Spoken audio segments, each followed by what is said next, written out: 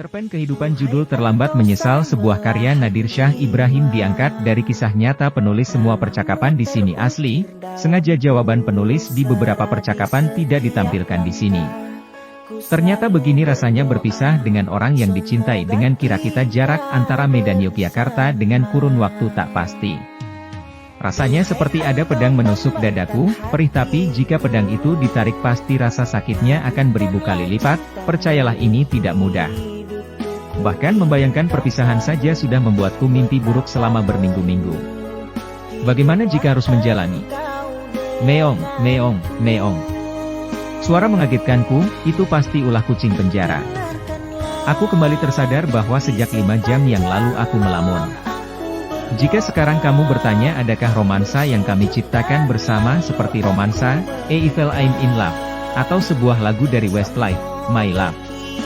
Kamu mengira aku dan dia saling berpelukan layaknya muda-mudi yang hendak berpisah di ruang waktu, kemudian aku menyatakan cinta dan mengagumi bagaimana, mengagumi mengapa, mengagumi di mana saja dia berada. Kami kali pertama bertemu pada tahun 2011 tempat aku sering melewati dan bermain bersama teman-teman sebaya waktu itu, ya di kaki bukit, Bukit Sulap. Namanya. Saat itu aku adalah seorang pria YG telah memasuki usia 29 tahun dan bekerja sebagai tenaga kontrak di salah satu badan narkotika kabupaten, BNK, dan juga sebagai salah satu pendamping di Kementerian Sosial. Sedangkan dia seorang gadis belia dengan usia sekitar 20 tahun bekerja di salah satu bank swasta di kota ini. Ia tampak cantik dan penuh pesona, ia juga tercatat sebagai salah satu mahasiswi perguruan swasta di kota ini. Hai, apa kabar? Aku menyapa di media sosial, baik kak, sambutnya. Sejak saat itu, kami mulai bertukar nomor handphone dan saling pinjamkan dis-dis VCD serta saling menanyakan film favorit masing-masing. Di suatu siang aku terbangun dari tidur hanya karena pesan pendeknya. Ia menanyakan apa kakak bisa menemuiku di kaki Bukit Sulap, sekarang. Tanpa berpikir panjang, dandan seadanya dan bergegas menuju kaki Bukit Sulap yang disepakati. Aku tiba di sana, ia sudah menunggu karena jarak dengan rumahnya memang dekat. Hai, apa kabar? Sapanya, liburan gak kemana-mana dek? Emang mau ajak aku jalan kemana kak? Aku pikir tidak ada salahnya kakak mengajakmu jalan, lagi pula aku juga sedang gak ada kesibukan. Aku mengerutkan alis, berusaha mendefinisikan tipe wanita seperti apa yang duduk di depanku ini. Ikhlasnya hati seringkali disalah arti. Ponselnya berdering, ia bergegas mengangkat dan menjauh untuk beberapa saat dan aku masih menahan senyum. Tidak biasa sosok yang beroutfit agak tomboy menyukai lagu melankolis seperti itu. Menarik. Tak lama berselang kemudian ia berlari kecil menuju rumahnya yang memang tidak jauh dari tempat kami bertemu. Ada yang perlu kau ambil dek, tanyaku hati-hati. Aku mau ambil motor kak, belum sempat mengatakan apapun ia sudah pergi. Aku dibuatnya melongo bercampur kaget. Aku terdiam sejenak. Mencerna kata demi kata penjelasan dari internet. Begitu banyak diksi yang asing di kepalaku. Tunggu. Sejak kapan dia adalah seorang yang mau mengenalku? Ah yang benar saja. Hari itu pun kami menyusuri jalan kota, menggunakan sepeda motor saudaranya. Terima kasih kak hari ini kakak memberikan warna baru dalam hidupku, ujarnya setelah pulang. Hari berganti, hubungan kami semakin akrab dan saling merindukan. Sepertinya ini saat tepat aku harus mengungkapkan rasa ini kepadanya, rasa yang tidak bisa saya ceritakan di sini, rasa selama 7 tahun aku mengaguminya secara diam-diam. Dek, maukah jadi pacar kakak? Kak, maafkan adek tidak mau pacaran lagi. Kalau kakak serius, nikahi adek, temui bapak. Aku tertegun mendengar jawab singkat dia, tapi kelelakianku tertantang dan aku menyanggupi apa yang dia mau. Aku memberanikan diri menemui kedua orang tuanya, menyampaikan maksud dan tujuanku, pada dasarnya keputusannya ada pada Nani sendiri. Keputusan bapak serahkan semua ke Nani, ujar bapak, calon mertua, hehe. Tak ada di antara kami yang menyangka akan terjebak dalam perasaan yang sama hingga percaya diri memilih menjalani hubungan yang sulit didefinisikan.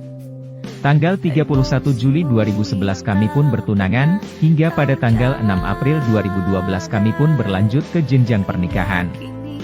Hari berganti, musim berganti suka duka kami lewati, tawa bahagia dan tangisan sedih pernah menghiasi rumah tangga kami. Kami dikaruniai 2 orang anak perempuan yang cantik, Nasyah Safana dan Princess Nafah Safana. Putri kami tumbuh menjadi anak-anak YG sehat dan ceria. Petaka itu datang. Aku yang menjalankan usaha demi memenuhi kebutuhan keluarga dan anak-anak, terlena dan hari-hari aku melupakan Tuhanku. Kemewahan dunia membuatku lalai, aku yang asyik dengan duniaku sendiri ketika sedang berada di atas angin, usahaku maju, penghasilan bertambah. Mimpi untuk memiliki kediaman sendiri aku wujudkan dengan membangun rumah mewah di salah satu daerah.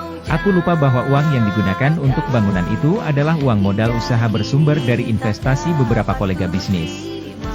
Kak, uang dari mana kamu bangun rumah? Ah, kau tenang saja, ini urusanku.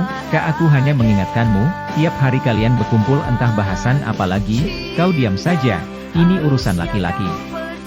Aku selalu tidak mendengarkan nasihat istriku.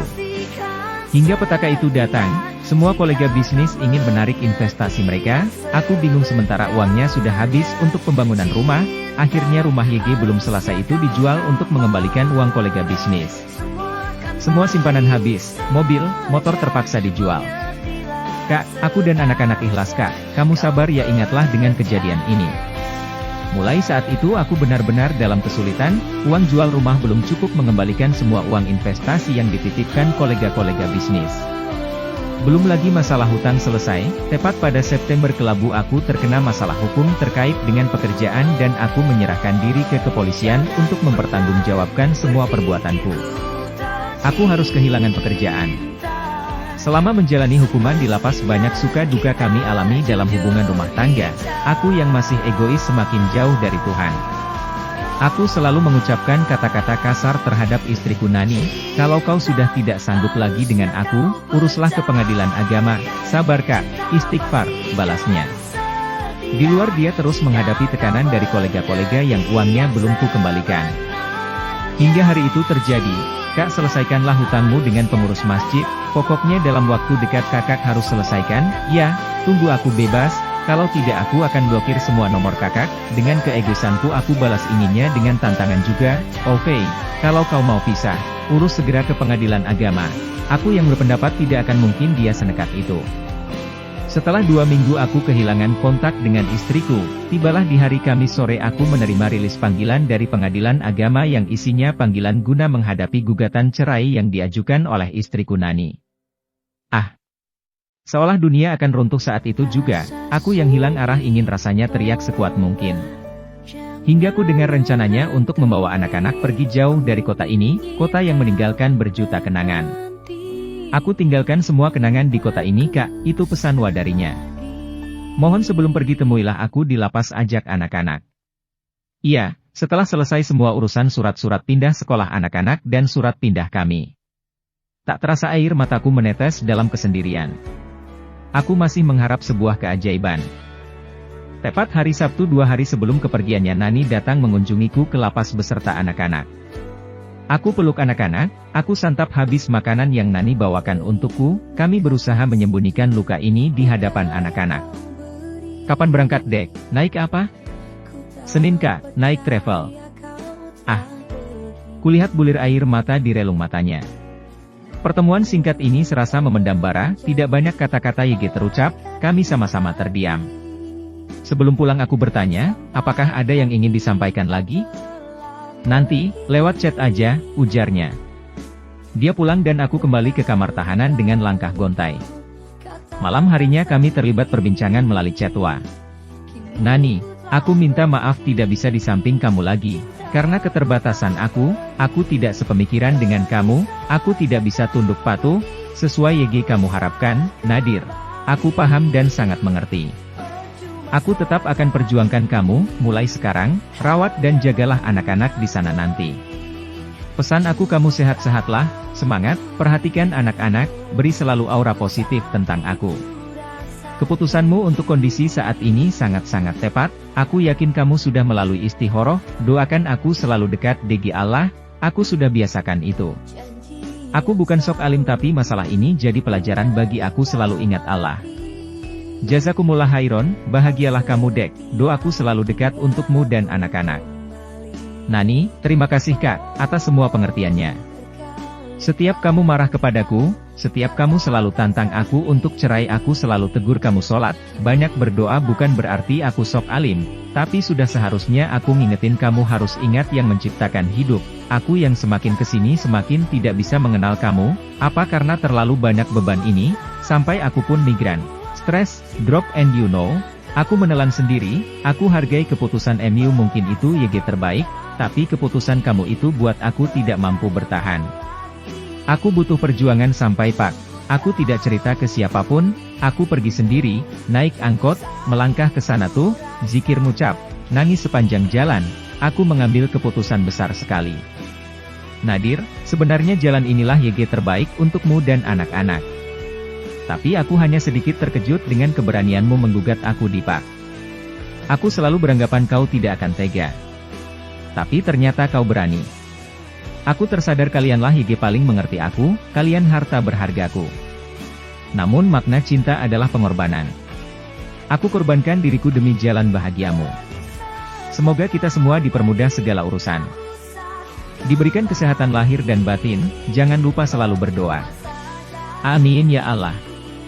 Nani, semangat ya, jaga kesehatan, aku yakin kamu tidak akan buat masalah baru, atau ngutang dua lagi, hidup itu dinikmati jangan dibuat susah, berpikirlah sebelum bertindak, jangan buat orang sakit hati demi kesenangan sendiri karena azab itu akan terjadi bukan untuk kita bisa turun ke anak, wallahu alam, maafkan aku ya Kak, aku yang tidak pantas menjadi orang pilihanmu, aku yang tidak bisa menjadi harapan bagimu, aku hanya manusia biasa yang tidak mampu kuat bertahan atau bersabar terhadap ujian hidup. Semoga Allah mengampuni dosaku dan kalian semua memaafkan dan mengikhlaskan keputusanku. Jaga diri, jangan akrab dengan siapapun di sana, Nasya sudah terkendali otaknya, sudah terpikir kamu kerja. Alhamdulillah dia semangat sekali sekarang. Aku yakin dia di tempat baru sangat aktif semangat, karena kamu bakal support dia terus. Ah, itulah kutipan chat antara aku dan Nani malam itu. Air matanya mengalir, ketika teringat Rasulullah bersabda, sesungguhnya barang halal yang dibenci di sisi Allah itu adalah perceraian. Air mata cinta seorang istri yang meleleh sambil memeluk putrinya yang cantik. Untuk kedua kalinya suami melakukan kesalahan, sebagai istri hanya bisa mengelus dada, kegalauan ingin berpisah atau bertahan membuat hatinya berkecamuk. Putus asa, perih terluka menyatu. Keyakinannya bisa menghidupi putrinya terkadang membuat dirinya percaya diri, apakah Allah meridai pilihan hidupku ini? Tuturnya lirih. Kerisauan hati berbagi dan doa bersama di rumah memohon kepada Allah agar diberikan kekuatan dan kesabaran dalam menghadapi cobaan kehidupan ini telah mampu menyejukkan hatinya yang tengah galau. Sekarang tepat 2 minggu sudah keberangkatannya. Kuhabiskan banyak waktuku untuk menulis dan memohon di sepertiga malam. Aku tersenyum dengan mata sembab. Selesai, jangan berharap lebih dariku, hanya ini yang bisa aku ceritakan. Seperti inilah rasanya terpisah ribuan jarak dengannya. Aku menyadari, layar belum mampu menyalurkan rasa rinduku, mungkin sebentar lagi aku akan menangis. Dan kau tahu, siapapun yang bertanya perihal sudah seikhlas apa aku katakan, aku ikhlas, aku bohongi mereka, aku bohongi diriku sendiri. Sungguh, jika ikhlas itu dapat terlihat dengan nyata oleh sepasang mata, maka, di hatiku, tidak ada siapapun yang bisa menemukannya. Karena, kata, ikhlas, itu memang tak pernah ada, di sana. Maafkan aku, maafkan aku, maafkan aku. Ribuan kata yang aku rangkai menjadi kalimat-kalimat, ratusan kalimat yang aku rangkai menjadi puisi-puisi dan cerpen-cerpen yang aku rangkai menjadi buku-buku, semua hanya anganku untuk sampai di titik itu. Setidaknya setelah kehancuran ini aku akan membuktikan bahwa perjuangan kita akan tetap ku perjuangkan sampai mati, sampai nyawaku tiada lagi di bumi. Maaf. Cerpen Kehidupan judul Terlambat Menyesal, sebuah karya Nadir Syah Ibrahim diangkat dari kisah nyata penulis. Semua percakapan di sini asli, sengaja jawaban penulis di beberapa percakapan tidak ditampilkan di sini.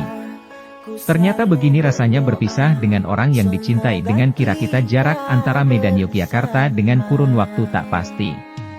Rasanya seperti ada pedang menusuk dadaku, perih, tapi jika pedang itu ditarik pasti rasa sakitnya akan beribu kali lipat, percayalah ini tidak mudah. Bahkan membayangkan perpisahan saja sudah membuatku mimpi buruk selama berminggu-minggu. Bagaimana jika harus menjalani? Meong, meong, meong. Suara mengagetkanku, itu pasti ulah kucing penjara. Aku kembali tersadar bahwa sejak 5 jam yang lalu aku melamun. Jika sekarang kamu bertanya adakah romansa yang kami ciptakan bersama seperti romansa, Evil I'm in Love, atau sebuah lagu dari Westlife, My Love. Kamu mengira aku dan dia saling berpelukan layaknya muda-mudi yang hendak berpisah di ruang waktu, kemudian aku menyatakan cinta dan mengagumi bagaimana, mengagumi mengapa, mengagumi di mana saja dia berada. Kami kali pertama bertemu pada tahun 2011 tempat aku sering melewati dan bermain bersama teman-teman sebaya waktu itu, ya di kaki bukit, Bukit Sulap namanya. Saat itu aku adalah seorang pria YG telah memasuki usia 29 tahun dan bekerja sebagai tenaga kontrak di salah satu badan narkotika kabupaten, BNK, dan juga sebagai salah satu pendamping di Kementerian Sosial. Sedangkan dia seorang gadis belia dengan usia sekitar 20 tahun bekerja di salah satu bank swasta di kota ini. Ia tampak cantik dan penuh pesona, ia juga tercatat sebagai salah satu mahasiswi perguruan swasta di kota ini. Hai, apa kabar? Aku menyapa di media sosial, baik kak, sambutnya. Sejak saat itu, kami mulai bertukar nomor handphone dan saling pinjamkan dis-dis PCD serta saling menanyakan film favorit masing-masing. Di suatu siang aku terbangun dari tidur hanya karena pesan pendeknya. Ia menanyakan apakah kakak bisa menemuiku di kaki Bukit Sulap, sekarang. Tanpa berpikir panjang.